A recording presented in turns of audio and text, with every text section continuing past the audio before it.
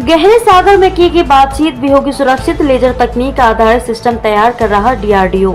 समुद्र के गहरे पानी में लेजर की मदद से बातचीत सुरक्षित बनेगी। रक्षा अनुसंधान और विकास संगठन DRDO लेजर तकनीक आधारित इसका सिस्टम तैयार कर रहा है। नीली और हरी रोशनी के सहारे लेजर से भेजे जाने वाले संदेश को कोई डिकोड नहीं कर सकेगा। प्रगति मैदान के विज्ञान एक्सपो में इसका प्रदर्शन किया गया है। DRDO वैज्ञानिकों का कहना है कि मौजूदा समय में इस्तेमाल होने वाली तकनीक से यह ज्यादा सुरक्षित है। विशेषज्ञों के मुताबिक पनडुब्बियों में अभी तक ध्वनिक तरंगों का इस्तेमाल होता है। स्रोत से इनका चारों दिशाओं में प्रसार होता है। इसे आसानी से कोई भी पकड़ लेता है और इसे डिकोड भी कर सकता है। इस समस्या को देखते हुए DRDO का ठोस अवस्था भौतिकी प्रयोगशाला SSPL under water optical wireless communication को तैयार कर रहा है। इस सिस्टम की क्षमता करीब 150 मीटर होगी। इसकी मदद से पहले ध्वनि ऊर्जा को नीली और हरी रंग की लेजर लाइट में बदला जाता है। इसके बाद इसे पानी से गुजारा जाता है। दूसरे छोर पर रखा यंत्र लेजर लाइट को ध्वनि ऊर्जा में बदल देता है। यह भेजने वाले से लेकर प्राप्त वाले तक सीधी रेखा में जाती है। डिवाइस की मदद से 7 समंदर पार से भी कर सकेंगे सिंचाई। खेतों में सिंचाई करना चाहते हैं और खेतों से दूर हैं तो चिंता करने की जरूरत नहीं है।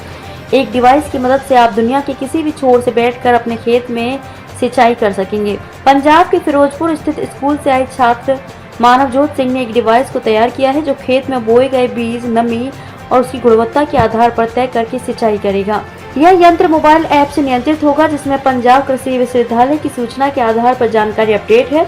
यह सभी मानकों को तय करके मोबाइल ऐप से संदेश मिलने पर सिंचाई करेगा। खेत में लगा डिवाइस भी वाईफाई से जुड़ा होगा। इस डिवाइस में लगा कृत्रिम बुद्धिमत्ता वाला यंत्र सभी जानकारी को ऐप तक पहुंचाएगा। विशेषज्ञों का कहना है कि लेजर की मदद से भेजी जाने वाली ध्वनि तरंग बातचीत की गति तेज होगी। इसका इस्तेमाल पनडुब्बी, पानी के नीचे चलने वाले वाहन, समुद्र की सतह पर लगे सेंसर में कम्युनिकेशन करने व अन्य साधन में संचार के लिए इस्तेमाल किया जा सकेगा।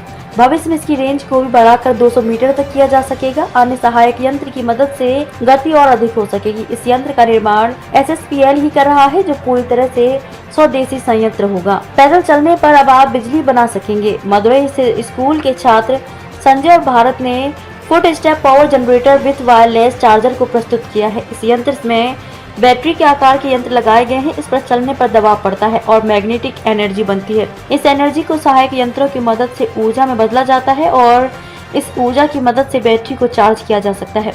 छात्रों की माने तो इस यंत्र को जूते में भी लगाया जा सकता है जिसकी मदद से चलने पर 7 वोल्ट तक की ऊर्जा बनाई जा सकती है।